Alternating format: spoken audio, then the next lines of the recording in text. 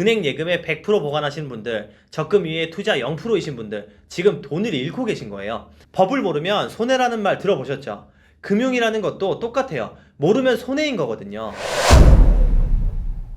여러분 안녕하세요. 알려줘 금융의 정재동 과장입니다. 여러분, 현금은 지속적으로 가치가 하락합니다. 은행 예금에 100% 보관하시는 분들, 적금 위에 투자 0%이신 분들, 지금 돈을 잃고 계신 거예요. 물가 상승률이라는 것이 있어요. 예를 들어 나는 은행 계좌에 100만 원을 넣어놨는데 1년 동안 물가 상승률이 3%였다 라고 하면 3% 이상의 수익을 가져오지 못하면 사실상 그 차이만큼 돈을 잃으신 거라고 보시면 됩니다. 현금 가치가 떨어진다는 것을 이해하지 못하는 분들이 굉장히 많이 계세요. 이거 얼른 배워두셔야 하거든요. 법을 모르면 손해라는 말 들어보셨죠? 금융이라는 것도 똑같아요. 모르면 손해인 거거든요. 지금 인생에서 예금 적금이 전부인 분들이 이 영상을 보시면 정말 어려우실 수도 있어요. 하지만 지금부터라도 투자의 기초 개념을 쌓아가시면 되니까 저만 따라오시면 됩니다. 자, 그럼 여러분 한 가지 예를 들어 볼게요. 몇 년 전에 가지고 있던 1,000원으로는 그냥 김밥을 사 먹을 수 있었어요. 그러나 몇 년이 지난 지금 현재는 김밥의 평균 가격대가 1,500원을 형성하고 있습니다. 그러면 어떻게 되죠? 그때 가지고 있던 1,000원으로는 김밥을 사 먹기에는 500원이나 부족하다는 판단이 나오는 거예요. 물론 물가 상승률을 김밥에 한정할 수는 없지만 이렇게 가정해 보았을 때 현금의 가치는 33%나 떨어진다는 거예요. 은행 예금에만 있다 하면 아무리 높은 금리에 적금을 들어 놓으셨다 한들 예금 적금으로는 현금 가치를 보존하기가 어렵다는 겁니다. 결과적으로 전 재산이 은행 예금이나 적금이신 분들은 하루하루마다 돈을 잃고 계신 거나 다름이 없다는 거예요. 이제 이해가 좀 되시나요? 예를 들어 4년 전에 삼성전자, 셀트리온, 카카오를 사놨다고 가정해 봅시다.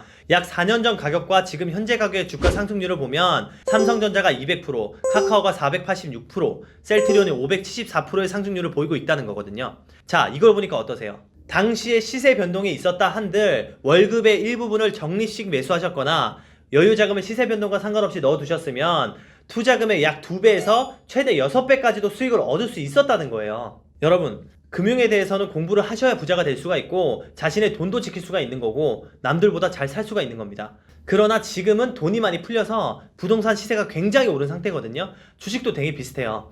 이 돈이 무한정으로 풀릴 수는 없고 금리가 다시 오르는 경우를 생각을 하셔야 된다는 겁니다. 그렇다면 주식은 이미 우리가 놓쳤다고 가정을 해보자고요. 그럼 이제 나는 어떻게 해야 돈을 벌 수 있을까? 고민이 굉장히 많이 되실 거고 또 폭락이 무서워요, 안전자산이 좋아요, 이런 분들 계시겠죠? 그 해답은 바로 금을 사시면 됩니다. 금리가 올라가서 버블이 터지거나 혹은 글로벌 금융위기가 당장이라도 일어날 것 같아 보이시잖아요. 그럼 금값은 100% 폭등을 합니다. 그렇다면 또 같이 폭등하는 게 무엇일까요?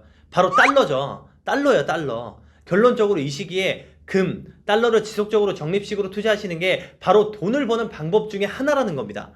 지금은 금과 달러를 사 모으기에는 굉장히 적합한 시기라는 거예요. 어떤 분들은 이렇게 말하실 수도 있겠죠? 떨어지시면 어쩔 건데요? 책임지실 거예요? 자, 여러분 정확히 아셔야 되는 게 투자는 본인의 선택으로 하는 거고 저희는 그 길잡이가 되어드리는 거지 책임을 져드리는 건 아니에요. 그렇기에 지금부터라도 부담이 되지 않는 선에서 절대 빚을 내지 않고 그런 선에서 좀 모아 나가신다면 어떤 이유로든지 버블이 꺼질 때 큰 수익을 가져가실 수도 있고 금융위기가 늦어진다 한들 길게 보셨을 때는 예금금리보다는 큰 수익을 가져갈 수 있으니 전 재산을 투자하시라고 말씀드리는 게 아니라 급하지 않은 돈 아니면 당장 쓸 일이 없을 그 정도의 돈만 금과 달러를 통해서 자산 배분을 해놓으시라는 겁니다. 그래서 많은 분들이 좀 궁금하실 거예요. 금은 어떻게 사냐? 달러는 어떻게 사야 되냐? 어떻게 해야 좀 싸게 살 수 있냐? 이런 것들을 지금 많이 궁금해 하실 텐데 그것은 다음 후속편에 이어서 말씀드리겠습니다.